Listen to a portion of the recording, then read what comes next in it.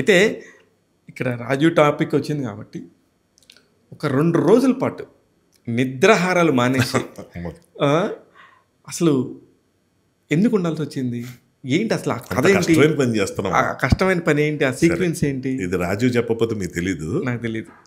తనేదో నన్ను ఇరిగిస్తున్నానని చెప్పినట్టున్నాడు. నేను ఇప్పుడు తను ఇరిగించే ఆన్సరే చెప్పేస్తా. కార్డ్స్ ఆడుతూ కూర్చున్నామండి. ఓకే. నైట్ 8 కూర్చొని మధ్యాహ్నం 3 లేసాం. Oh my god. ఇప్పుడు నెక్స్ట్ డే కాదు, ఆ నెక్స్ట్ డే ఓ అమ్మ పరమ ఖాళీగా ఉండి పిచ్చి పట్టి ఏం చేయాలో తెలీదు. ఫ్రెండ్స్ అండి, అదేదో కార్డ్స్ ఆడుతూ అప్పుడు వెళ్ళిపోయిన వాళ్ళు మరుసటి రోజు అదే ఆ 3వ రోజు వచ్చి సేమ్ కాస్ట్యూము ఇట్లేంటి ఇలా ఉన్నారు. వాళ్ళు మామూలుగా వచ్చారు చూడటానికి. రోజు ఆడేసేది కాదు కదా, బట్ చూసి ఏంటో మొన్నటి నుంచి అనేటప్పటికి శ్రీనివాస్ సమీర్ అండి మా ఇద్దరిని ఎలా చూస్తున్నాడంటే వీళ్ళకి ఏమైనా పిచ్చి పట్టిందా, దెయ్యం పట్టిందా, గ్రహాంతరవాసులా, నిద్ర లేదు, ఆకలి లేదు, ఎరా బాత్రూమ్కి వెళ్ళారా అని అడుగుతున్నాడు. నన్ను ఆలోచిస్తున్నంత పువ్వు అట్లా హట్టాడు, వెళ్ళిపోయాడు. ఇలాగా రాగం వచ్చి వాడు ఇవన్నీ కాదు, ఒక ఆకారం అలా పక్కన నిల్చొని కదలకుండా ఉన్నట్టు అనిపిస్తుంది. కానీ ఈ ముక్కలు 21 కార్డ్స్ని అట్లా అలా చూడడానికి ధైర్యం లేదన్నమాట. అప్పటికే నేను పరమ లాసు. ఎంత లాస్ అంటే రాజీవ్కి అప్పుడు నేను 350 crores బాకీ.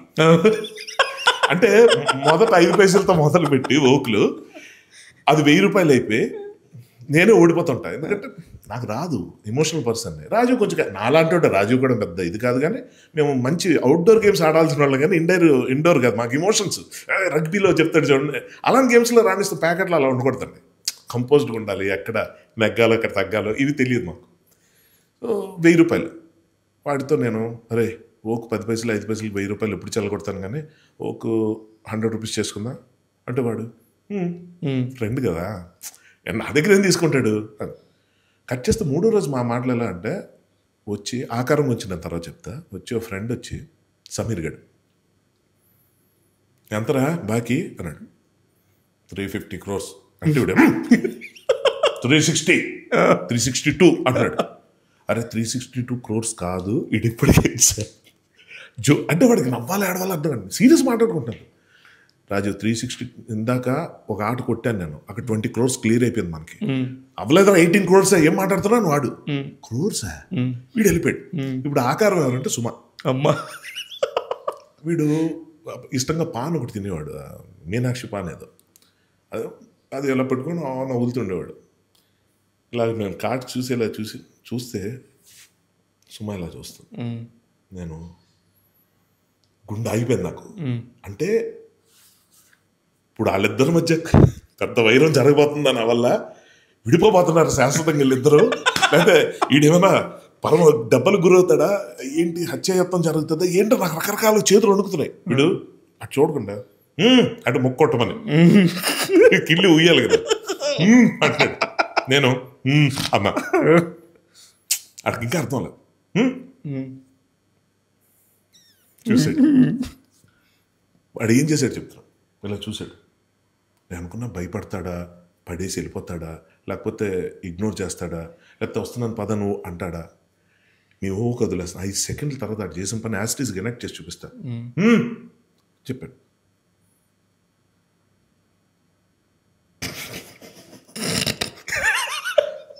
ఈడు నవ్వు తర్వాత అటు చూసా తక్కువ చూసి అక్కడ రియాక్షన్ అప్పటిదాకా ఇలా చూస్తుంది. నవ్వుతావా అంటే ఇలా చూసి తక్కువ వెళ్ళిపోయింది. వీడు అని చెప్పి నోరు కడుక్కొని వచ్చి అలా బయటికి వెళ్ళాడు. తిరిగి వస్తాడు అనుకోలే. ఇంకా అయిపోయింది అటు చాప్టరు. మనం కిటికీ నుంచి ఎలా దూకి బయటికి వెళ్ళాలి ఇది ఆలోచిస్తున్నాను. అటు వెళ్తే నాకు కిల్బిల్లో ఉమాతుర్మని కత్తెట్టుకుని ఎలా నరికేస్తావు అలాంటి కాండ ఒకటి జరగబోతుంది ఇక్కడ రక్తపు. అలా నేను అనుకుని బయటకు వచ్చేసి అంటే ఇంతలో వచ్చాడు. వస్తే నేను ఇంక సర్దేస్తున్నా అంతా. దా నువ్వే కదా నేను కొట్టాలి ఉండు. ఏంట్రా సుమాన్ వెళ్ళిపోయింది. అరే ఇంకా ఆపుదాం.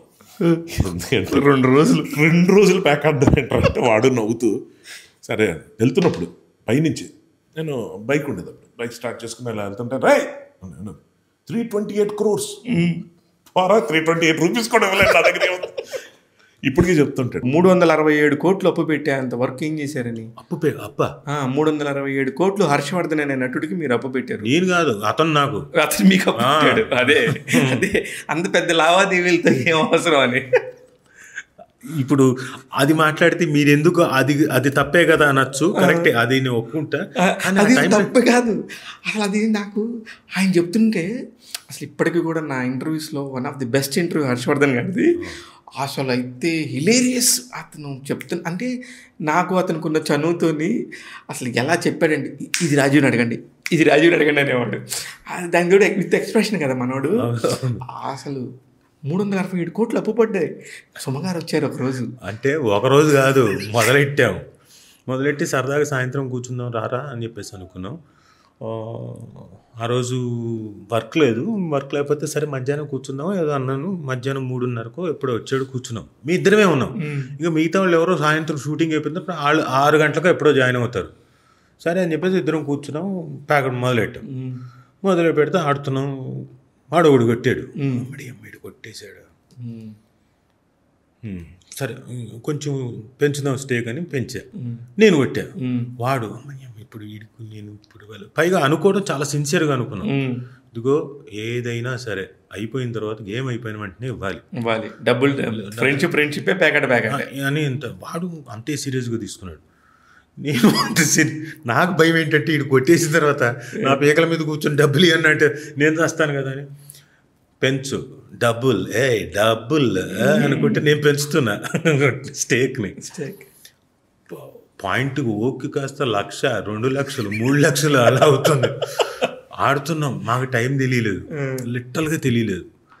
ఆ రోజు నైట్ అయిపోయి తెల్లారిపోయి ఆ రోజు సాయంత్రం 6 అయిపోయి ఆ మరుసటి రోజు వరకు బాబోయ్, ఆ మరుసటి రోజు 2 రోజులు ఆ చివరాఖరికి చూస్తే 300 కోట్ల దాకా వెళ్ళాం. ఆ టైంకి ఒక నేను ఇటు కూర్చున్నా, వీడు ఇటు కూర్చున్నాడు, ఆడుతున్నాం. రే ఇక ఇంతటితో లాస్ట్, ఇది ఎప్పటికప్పుడు అలా అనుకుంటున్నాం. ఇంతటితో లాస్ట్ అని ఎప్పటికప్పుడు అనుకుంటున్నాం. ఆ వన్ డే అంతా అనుకుంటున్నాం, ఇంతటితో లాస్ట్, ఆ తర్వాత ఇచ్చేయాలరా అంటున్నాడు. సరే నేను నా భయం ఏంటంటే వీడు కొట్టాడంటే నేను ఇవ్వాలి.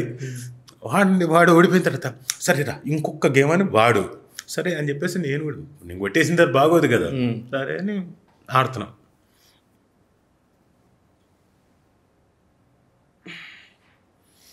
కరెక్ట్గా ఎదురుగా ఉంది.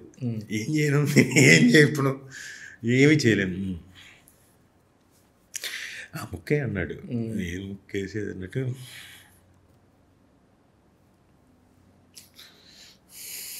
అని వాడు ఎక్స్ప్రెషన్తో అయిపోయింది, ఇంకేం దొరికేసాం. వాడు ఓకేరా మళ్ళీ కలుద్దాం ఇంకోటి వెళ్ళాడు. అలా ఆడడం 300, లేకపోతే నా దగ్గర ఇంకా నేను ఇవ్వాల్సి వచ్చేది. ఓకే, అలా 367 కోట్లు. 367 కోట్లు అలాగా అప్పు మీరు ఎప్పుడు తీరుస్తాడు ఆయన?